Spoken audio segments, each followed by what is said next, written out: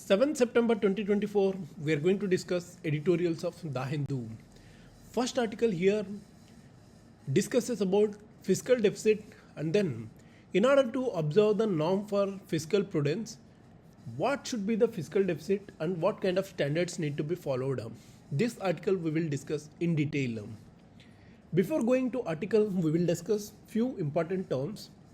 First thing, fiscal deficit. What is fiscal deficit? The difference between total expenditure and total revenue receipts, excluding borrowings, this is called fiscal deficit. What is the significance of fiscal deficit? Basically, fiscal deficit shows government need to borrow money. If higher is the fiscal deficit, then higher is the government need to borrow money. If lower is the fiscal deficit, lower is the government ability to borrow money. Second area frequently discussed in the article, debt to GDP ratio. Governments across world, they should strive to maintain low debt to GDP ratio. You know GDP, what is GDP? Amount of the goods and services produced within geographical boundary of the country in a particular year. That is called gross domestic product. In order to finance infrastructure related activity, government takes a lot of debt related activities. Even government issues bonds, government borrows from other countries through external commercial borrowings, ECBs.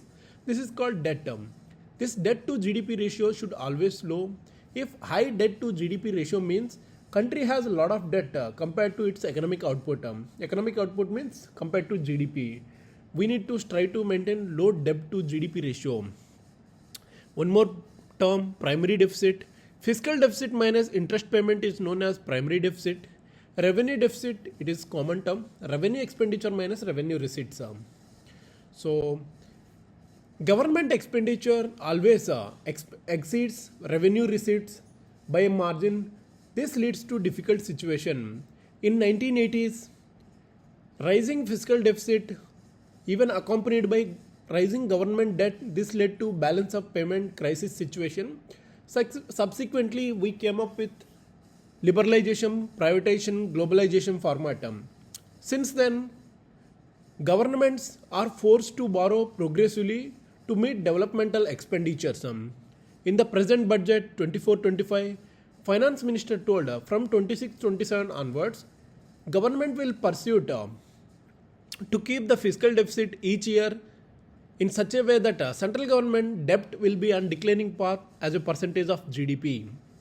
Even Finance Minister told this fiscal deficit will be reduced to 4.5% of GDP in 2025-26 from the present 4.9 level in the budgeted level 24-25. This kind of fiscal deficit will be maintained for 2 consecutive years, and then with this present debt to GDP ratio estimated to be 54% in 25-26, assuming that GDP growth 10.5% in these 2 years. After that, central government aims to have only reducing path of debt to GDP ratio without stating how they will reduce. This is what they have stated in the present. Even if you see government failed to achieve FRBM Act is there. FRBM, Fiscal Responsibility Budget Management Act, this came in 2003. According to FRBM 2018, debt to GDP ratio 40% for the central government, even 60% for combined government for indefinite period. So now government missed this target also. Even it can be understand that so government projecting nominal GDP growth might be there for 10 to 11%. We fail to reach debt to GDP ratio even if you are ensuring 4.5% present fiscal deficit level. Even at this fiscal deficit level, the debt to GDP ratio could be brought down to from present 54 to 48% by 2048-49. So almost 24 years to go for state governments. Under fiscal responsibility legislations, they have adapted this fiscal deficit to gross state domestic product target to 3%. Central government is 4.5%, state government target is 3%. Combined two governments This would be giving rise to 7.5% of the GDP for several years. Such a profile of the debt and fiscal deficit, this will reduce the surplus fund available, and then this is not a sustainable level. Why? Because government, in order to take developmental activities, they need finance. To finance, where they can take it from, wherever already savings are there, from there only government need to take. That is called investable surplus.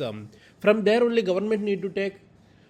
12th Finance Commission, they told this investable surplus, private corporate sector, they have been denied of. Why? Because government sector is hugely taking the amount, and then private sector is not left with any amount. This leads private sector in jeopardic condition.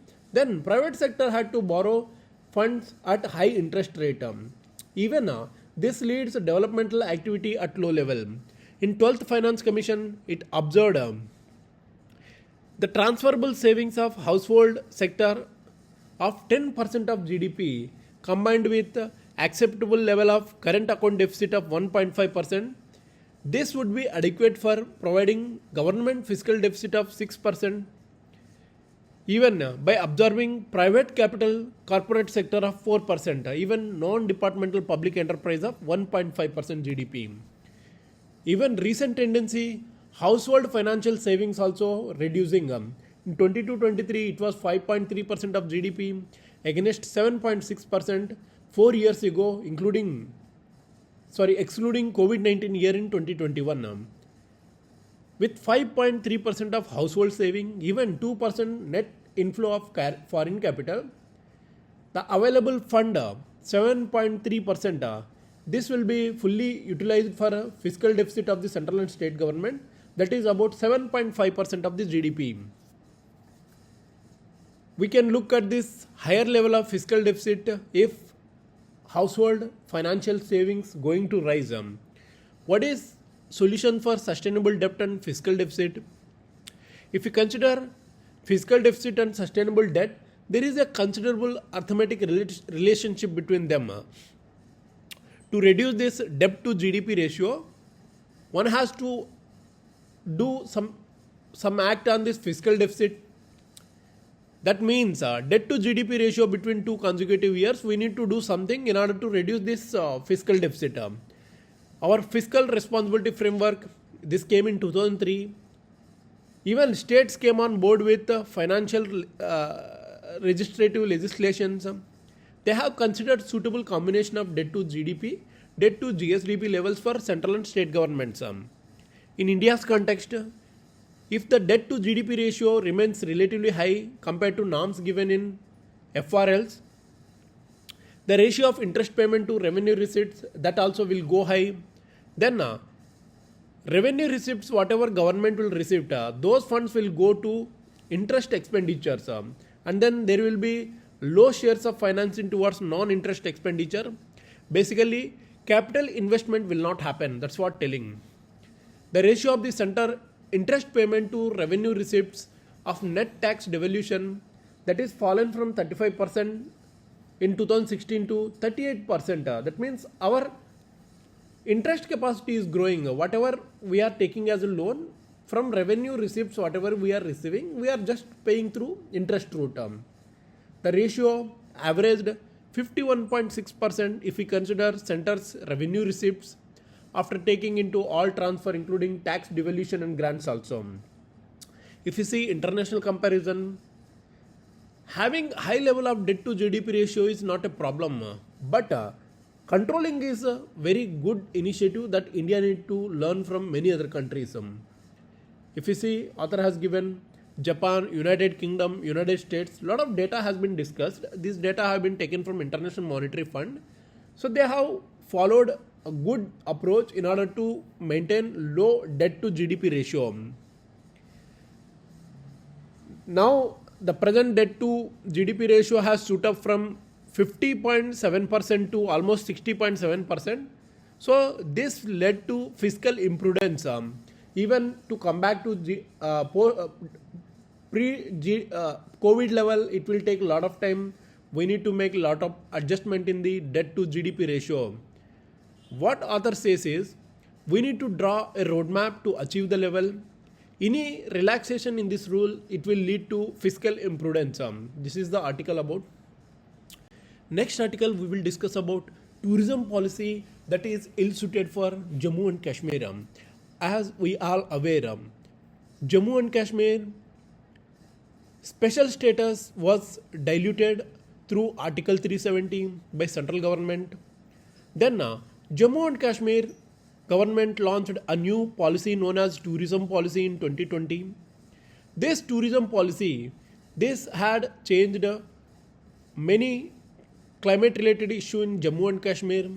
Even climate change, this also gave a lot of impact. There is influx of tourists causing great stress to the valley's delicate ecological equilibrium. If we consider the data, 4 crore tourists they have visited Jammu and Kashmir since the announcement of new tourism policy 2020. In the first half of 2024, 12 lakh tourists arrived in Kashmir.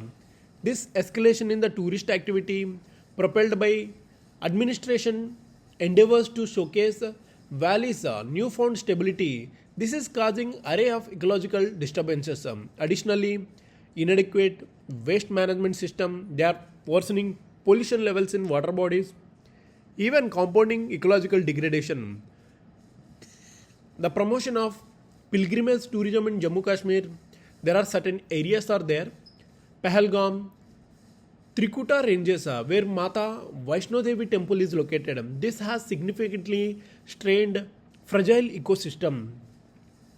This influx often exceeding the carrying capacity of the region. This led to deforestation, waste accumulation, unregulated construction.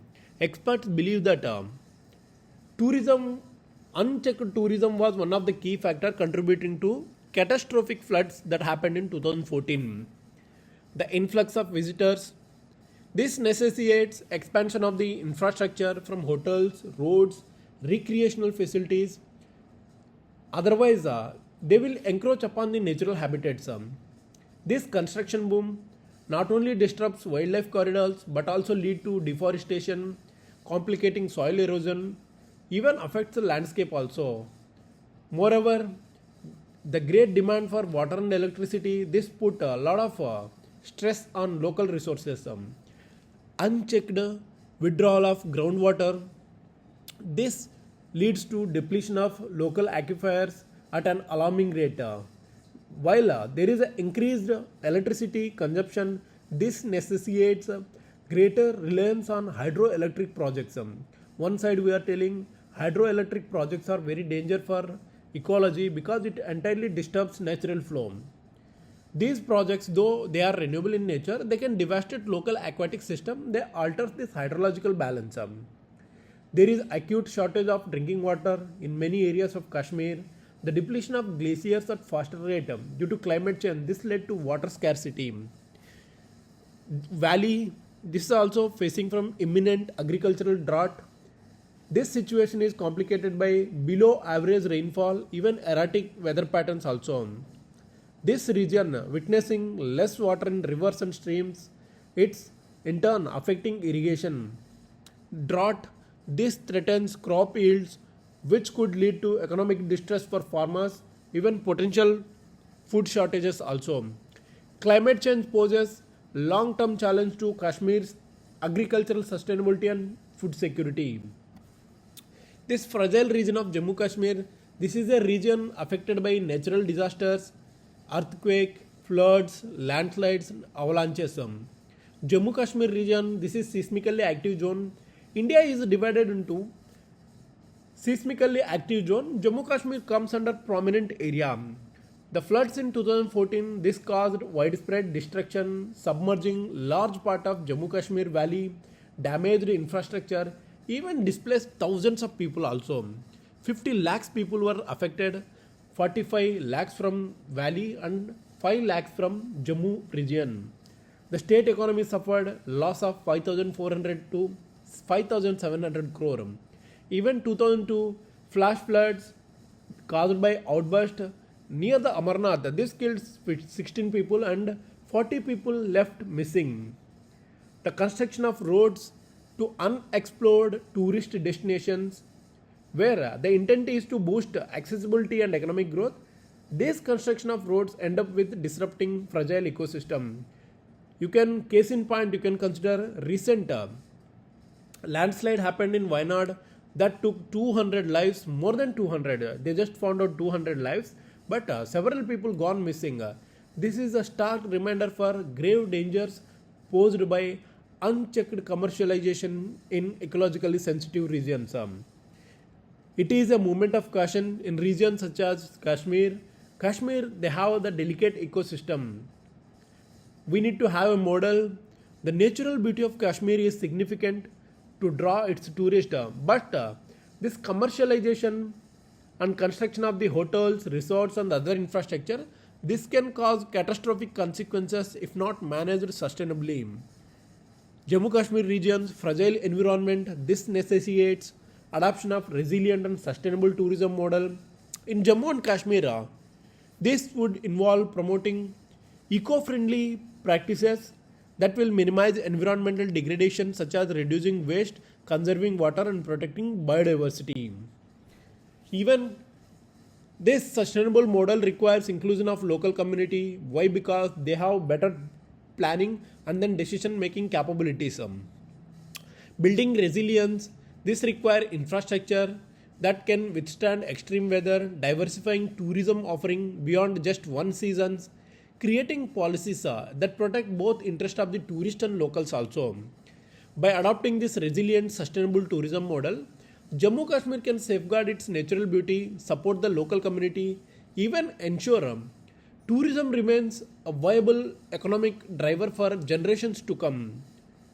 This shift, the resilience and sustainable development, this is not only necessary but also urgent to balance the economic development with environmental conservation and social equity in the region. So this article is about tourism policy in Jammu and Kashmir region. Next article we will discuss regarding goal of clean air and blue skies in India. Air pollution, this is the biggest problem what we are facing in our time. We discussed several times climate change. Air pollution is one of the intermittent cause. Access to clean air is not just right, but ensuring our children continue to see and paint the sky is blue. This is also duty upon us to protect the environment. Today we celebrate International Day of Clean Air for Blue Skies. This offer an occasion to renew our commitment to fight air pollution. This year theme, invest in clean air now. This will call a action. India has been aligned with the last 10 years of governance led by Prime Minister. Government of India launched National Clean Air Action Plan in 2019. Why it is launched? This was launched with an objective to improve air quality in 131 cities across 24 states and union territories. This NCAP follows comprehensive, integrated, collaborative approach.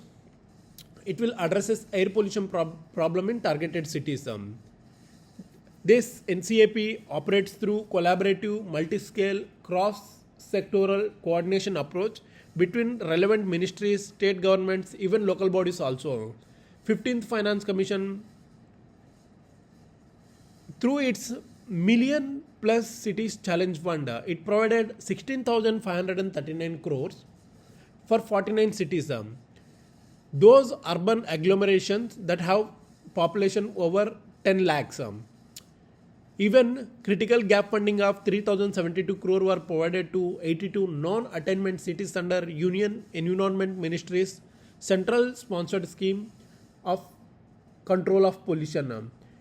So far, 11,211.13 crore has been released for these cities to collaborate and fight against the air pollution. In the present financial year, 667 crores has been released to 82 cities under control of pollution.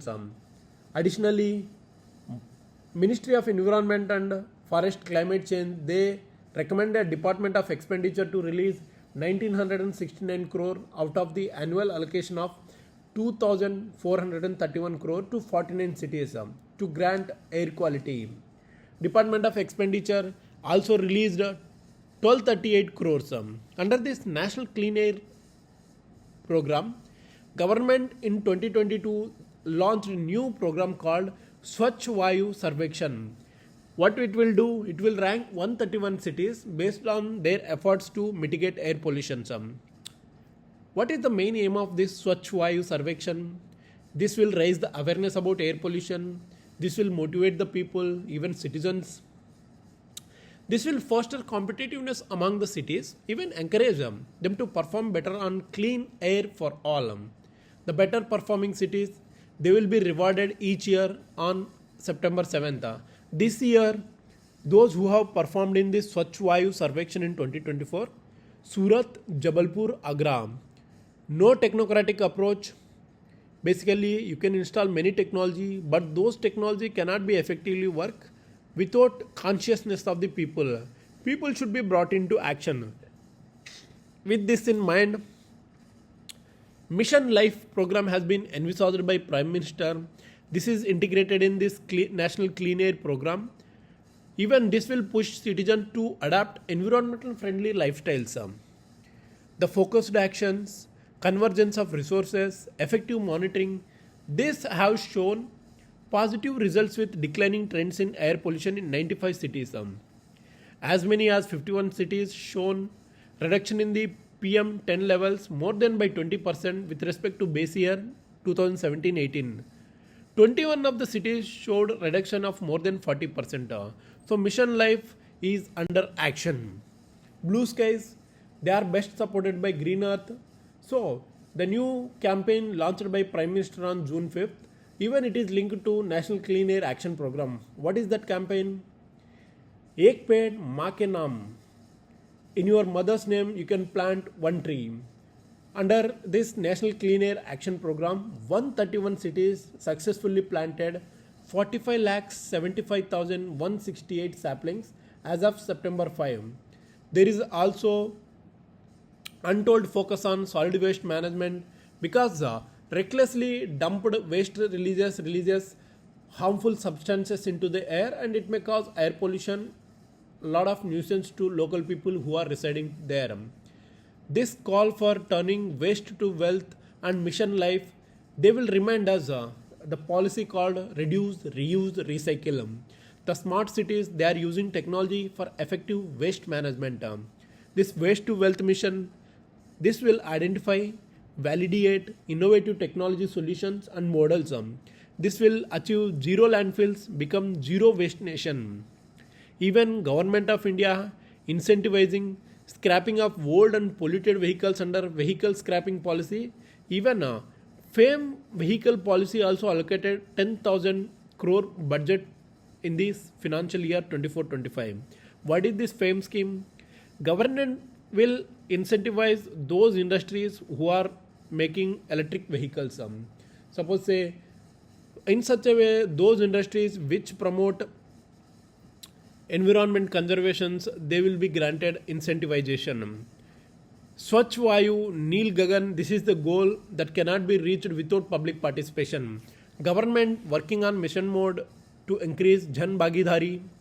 Government initiated Air Quality Management Act in 2021 to tackle problem of air pollution in Delhi NCR. If you see in Delhi NCR, those heavy polluting fuels like coal, diesel, furnace oil, they have completely stopped in just 3 years. 2021 there were almost 4135 were there. Now today nil. No industry is using coal, diesel and furnace oil. Now the brick kilns that used to burn with coal, now they have completely stopped and they are using biomass based fuels. They will reduce zero emissions and then they will protect the environment. Even the compliance standards 3 years ago were very less in Delhi, certain industries which were very polluting. Now all these industries compliance have been followed, effective implementation is observed, strict enforcement is happening. So this led to temporary closure of 600 units that were not following the standards. These initiatives in the Delhi NCR region led to substantial reduction in this particulate matter 2.5, even other harmful gaseous emissions such as sulfur dioxide, nitrogen oxide around these industrial areas and the ambient air. If you see 2021, there were diesel generator sets that had no emission control system. Now almost 8,200 DG sets they have emission control system. Particulate matter have been reduced to 60 to 70%. Even PNG infrastructure and supply in Delhi NCR rose from 160 to 220 between 2021-24. Electric vehicle they have rose from 1 lakh to almost 3 lakh. The paddy stubble burning also brought down from 87,000 to 39,000. So all these things government action towards reducing emissions. Now let this day we everyone need to contribute this vital class by making conscious choices, supporting green initiatives, advocating for the sustainable practices. We can all play a role in ensuring that our skies remain blue and our air clean. We discussed 3 articles today. Thank you very much for discussion.